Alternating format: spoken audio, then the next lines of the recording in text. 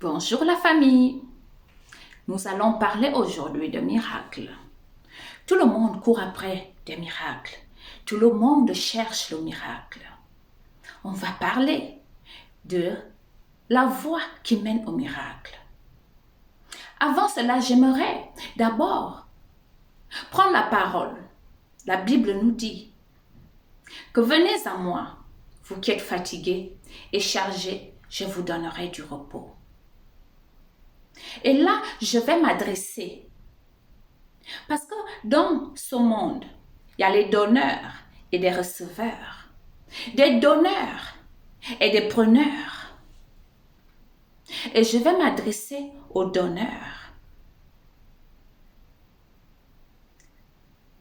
Tu donnes sans regarder ce que tu as dans les mains aveuglement. Tu assistes aux autres sans avoir regardé si tu as la force qui va suffire à réaliser cette chose. Et du coup, les gens remarquent que toi, tu donnes et tu donnes sans fin. Et le jour où tu te rends compte que toute ton énergie, toute ta force s'est envolée en aidant les gens qui aujourd'hui ne sont pas reconnaissants, qui aujourd'hui te jettent des cailloux, qui aujourd'hui t'appellent de tous les noms, qui aujourd'hui se foutent de ta gueule et se moquent de toi. C'est là où Dieu dit, viens à moi, toi qui es fatigué et chargé, je te donnerai du repos. Et pourquoi je prends ce verset-là de venez à moi? Parce que le plus souvent, quand tu as travaillé en aidant les autres, en soutenant les autres, que ce soit physiquement, émotionnellement ou avec le matériel, tu oublies toi-même de vivre parce que c'est comme ça Dieu t'a créé. Et les preneurs, ils ne savent pas dire j'ai pris assez. Le preneur ne peut pas penser que tu as besoin de repos. Le preneur ne peut pas penser que tu n'as pas assez. Le preneur sera là tôt le matin, tard le soir. Le preneur ne va pas comprendre quand tu lui dis tu es fatigué parce que tu veux te coucher. Le preneur ne comprendra pas que tu as peut-être fait faillite, que les affaires ne marchent pas. Le preneur ne comprendra pas que tes enfants ont besoin aussi de temps. Le preneur ne se rappelle pas que hier tu as fait, aujourd'hui tu n'as pas pu livrer. Et là, on te suce tout physiquement, émotionnellement, spirituellement. Et tu deviens fatigué, épuisé. C'est là où Dieu dit que quand tu te retrouves dans ces états, le seul moyen ici, là, c'est de venir à moi. C'est de là où on doit s'isoler. L'isolation ici ne veut pas dire que tu détestes les autres. L'isolation ne veut pas dire que voilà, tu deviens aigri. L'isolation ne veut pas dire que tu te méfies des gens. L'isolation veut tout simplement dire que tu te ressources. Dieu lui-même avait pris un jour de la semaine pour se reposer, le jour de sabbat. Quand il a créé les choses pendant 6 jours, le 7e jour, il a pris le repos. Donc toi aussi, tu as besoin de repos. Tu as besoin de dormir profondément. Il y a une personne qui m'avait posé la question. Quand tu es fatigué, épuisé, qu'est-ce que tu fais? Je dors tout simplement. Et quand tu dors, est-ce que ça te résout quelque chose? Non, ça me redonne la force pour me lever et continuer le combat et la marche. Donc, chercher le miracle dans l'état où tu es fatigué. Chercher le miracle quand tu es brisé ne t'aidera pas. Le vrai miracle ici, là, ma sœur ou mon frère, le vrai miracle ici, c'est de te retirer. De savoir dire non, de te retirer et aller vers le Père. Aller vers le Père pour que lui seul puisse non seulement désinfecter les blessures, donner la force, te faire dormir, te donner le vrai repos. Et là, il va te rééduquer. Parce que, épuisé, fatigué, tu ne peux pas voir le chemin clair. C'est pourquoi tu as besoin d'aller dans ta chambre et de te reposer. Ça ne veut pas dire que tu dois dormir nuit et jour. Jésus lui-même nous dit que va dans la chambre, agenouille-toi et prie ton Père. Tu ne peux pas te focaliser dans ta marche de Dieu, dans tes prières, si tu es entouré des vautours, si tu es entouré des corbeaux, si tu es entouré de ceux-là qui te sucent l'énergie. Je prendrai l'exemple. Quand vous faites l'accident, est-ce que la voiture qui vous a cogné, c'est la même voiture qui vous amène à l'hôpital? Non. Soit c'est l'ambulance ou les pompiers ou la police. Donc, pourquoi vas-tu rester auprès de la personne qui te suce l'énergie? Sachant que le outcome de cet encounter, de cette rencontre, de cet entretien, ça sera toujours épuisement, fatigue chronique et lamentation. Oui, je m'adresse à toi, ma sœur. Je m'adresse à toi, mon frère. On cherche le miracle. Où est-ce que tu cherches ce miracle? Tout le monde veut devenir riche. Où est-ce que tu cherches ta richesse? Est-ce que c'est en prenant l'autre sous contrôle que la personne va travailler pour toi et toi, tu vas te réjouir? Tu appelles ça la richesse?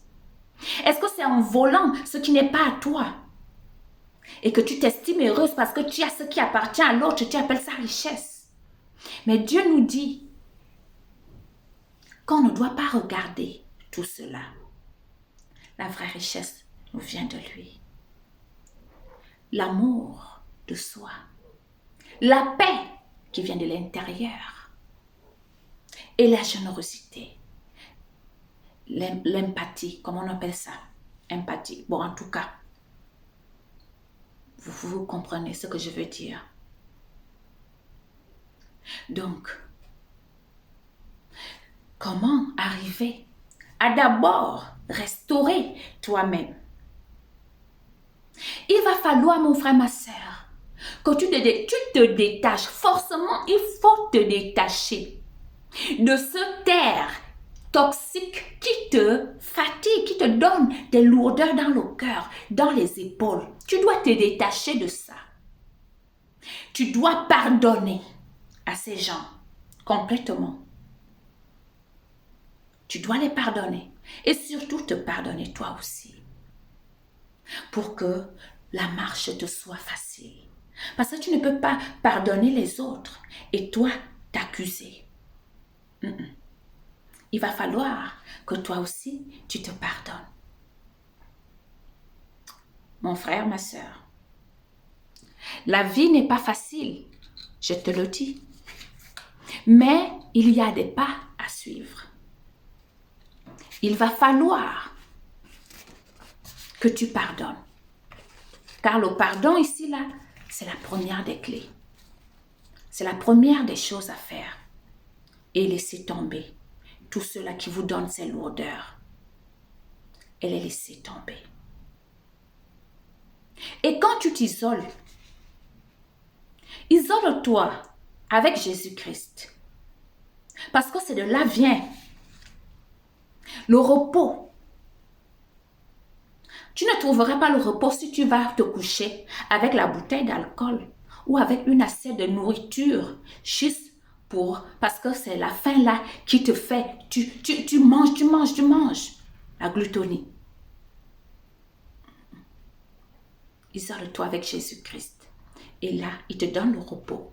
Et quand tu t'es bien reposé, il te restaure. Mais avant de recevoir la restauration, il y a quelque chose que tu dois faire. On appelle ça refléter, prendre conscience de qui tu es et de ce que les gens t'ont fait. Aussi longtemps que tu ne refléteras pas ce que tu as subi, ma sœur, mon frère, il y a peu de chances que tu te réveilles de ce coma. Tu restes finir toute ta vie prise au piège dans des relations toxiques. Toxique ici ne veut pas forcément dire conjoint. Dans ta maison familiale, avec les amis ou avec le conjoint. Donc, tu dois réfléchir. Et la réflexion là va t'aider beaucoup à prendre conscience.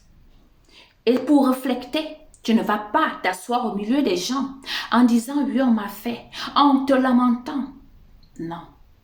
La réflexion se fait toi et Jésus. Et là, tu sauras par où tu es tombé.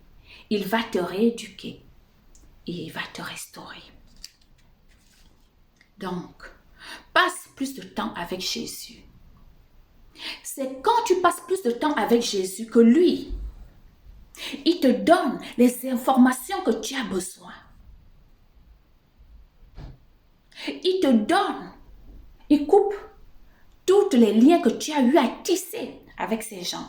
Parce que consciemment ou inconsciemment, tu tisses un lien avec ces gens.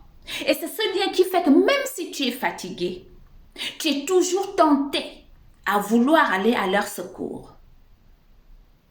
Donc, il va falloir aller à Jésus. Et c'est lui qui va t'aider à couper ces liens maléfiques. Et il te guérira. Sans cette guérison, tu es prise au piège. Et comme je le disais, peu de gens réfléchissent, se reposent et sortent de là. Mais que ce ne soit pas ta portion. C'est pourquoi j'ai pris mon temps de vous parler de ça, pour que vous ne dormiez pas dans l'esclavage. Oui, Dieu vous a créé comme donneur. Mais tu peux tomber sur une mauvaise personne qui va te manipuler. Être manipulé ne veut pas dire que vous êtes bête ou aveuglé. Ça veut dire tout simplement que l'excès de donner, la personne a pu dompter cela. Mais vous n'êtes pas bête. C'est le don que Dieu vous a donné. Et quand vous êtes donneur, peu importe les attaques spirituelles que les gens peuvent vous faire, ce que vous avez donné va combattre pour vous. Va combattre pour vous. Car Dieu ne t'a pas créé donneur pour que tu finisses dans l'assombrissement. Mais toi-même, tu dois réfléchir, t'isoler avec Jésus. Mon frère, ma sœur, le pardon. Laissez passer. Et surtout, vous devriez vous animer d'esprit positif. De voir le bien là où il n'y a pas le bien. De vous consoler avec les paroles de Dieu. Même quand vous essayez de faire les efforts, mais que ces efforts-là sont semblables, vraiment comme si rien ne marche. Vous êtes toujours tenté de dire, voilà, l'ennemi m'a attaqué. C'était mon cas. Mais quand j'ai vu que ce que je disais autrefois, qu'on m'a attaqué, est plutôt bénéficié. En fait, c'est moi qui bénéficie de ça. Vous donnez, vous récupérez ça autrement. Par la protection divine, par la vision claire, l'entendement. Pardonnez. Laissez passer et soyez positive. Quand vous êtes fatigué, allez-y. Jésus le dit, venez à moi. Et réflecte pourquoi est-ce que ça t'est arrivé et où est-ce que tu es tombé. Et Jésus-Christ lui seul se chargera du reste en vous donnant la restauration et l'intelligence. Ici Anna Franson, votre sœur, que Dieu vous bénisse et qu'il vous garde en tout temps.